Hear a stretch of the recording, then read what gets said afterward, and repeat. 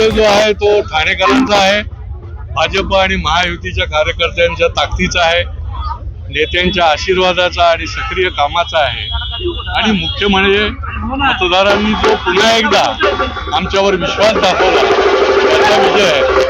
या ठिकाणी फडणवीस साहेबांपासून ते एकनाथ शिंदे साहेब देखील स्वतः जातीने या ठिकाणी काम करत होते आणि एक दिलाने एक युतीने आम्ही हा विकासाचा आराखडा, विकासाचा अजेंडा लोकांसमोर ठेवला आणि महायुतीच्या विकासाच्या अजेंड्याला लोकांनी शिक्कामोर्तब केलं। मी ठाणेकरांचा मनपूर्वक आभार मानतो की त्यांनी पुन्हा एकदा मला आशीर्वाद दिला।